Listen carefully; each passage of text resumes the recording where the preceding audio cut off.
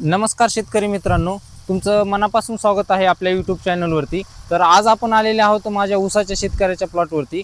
हा प्लॉट पाहिल्यानंतर प्रत्येक शेतकऱ्याचा शेतीकडे पाहण्याचा दृष्टिकोन बदलू शकतो, कारण की या प्लॉटवरती आपलं लक्ष आहे एकरी 150 टन। अनेक शेतकरी म्हणतात की आमच्या ऊसाचं उत्पादन वाढत नाही, खर्च वाढतो पण उत्पादन वाढत नाही। पण जर योग्य नियोजन, योग्य खत व्यवस्थापन, योग्य अंतर आणि प्रत्येक वेळी केलेले पीक व्यवस्थापन असेल तर नक्कीच उत्पादनामध्ये मोठा फरक पडू शकतो।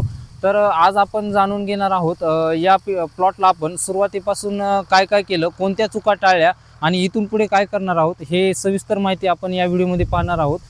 त्यामुळे हा व्हिडिओ शेवटपर्यंत नक्की पहा। जर तुम्ही आमच्या चॅनलवरती नवीन असाल तर चॅनलला सबस्क्राईब करा, बेल आयकॉन दाबा, जेणेकरून शेतीचे माहितीपूर्ण व्हिडिओ सर्वात प्रथम तुमच्यापर्यंत पोहोचतील। मित्रांनो, तुम्हाला हा जो ऊस दिसत आहे तो 86-032 या वाणाचा आहे। तर या प्लॉटची लागवड आपण 2.5 महिन्यापूर्वी करण्यात आलेली आहे।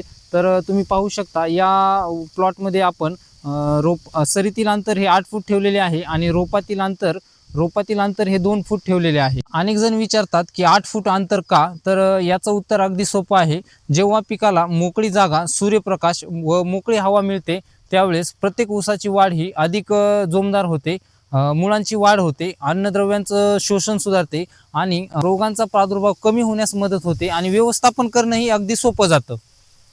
आता तुम्ही पाहू शकता की प्रत्येक ऊसाची वाढ किती जोमदार आहे, फुटव्यांची संख्या ही चांगली आहे, पानांचा रंगही पाहू शकता, पानांचा रंगही हिरवागार आहे, ऊसामध्ये पूर्णपणे जोमही दिसत आहे। यामागचं कारण म्हणजे योग्य वेळेवर खत व्यवस्थापन, पाणी वेळेवर, खत वेळेवर, कीड नियंत्रण वेळेवर आणि सर्वात महत्त्वाचं म्हणजे पिकाची सतत पाणी। शेतात रोज फेरफटका मारला तर अनेक समस्या सुरुवातीलाच लक्षात येतात आणि त्यावर लगेच उपाय करता येतो। उत्पादन वाढण्यासाठी फक्त खत टाकून चालत नाही, तर त्यासाठी योग्य नियोजन करणं गरजेचं असतं। या प्लॉटवरती आपण योग्य वेळी खताचं नियोजन केलेलं आहे, आवश्यक त्या अन्नद्रव्यांचाही पुरवठा केलेला आहे, योग्य वेळी आपण कीड आणि रोगांवरती सतत लक्ष ठेवलेलं आहे आणि पाण्याचंही नियोजन आपण वेळोवेळी केलेलं आहे। त्यामुळेच हा प्लॉट एकदम निरोगी आणि एकदम जोमदार वाढलेला आहे। तर यशाचं रहस्य हे एका कोणत्या औषधावरती नसतं किंवा एका कोणत्या खतावरती नसतं, तर त्यासाठी पूर्ण नियोजन करणं, पूर्ण व्यवस्थापन करणं खूप महत्त्वाचं असतं। या प्लॉटचं लक्ष आहे एकरी 150 टन उत्पादन। लक्ष खूप मोठं आहे, पण वेळेवर जर योग्य नियोजन करून योग्य व्यवस्थापन केलं तर एकरी 150 टन उत्पादन शक्य आहे। आपण इथून पुढेही या प्लॉटवरती प्रत्यक्षात निरीक्षण करून सर्व शेतकामी व योग्य व्यवस्थापन करणार आहोत व आम्ही प्रत्येक टप्पा हा तुमच्यापर्यंत व्हिडिओच्या माध्यमातून शेअर करणार आहोत।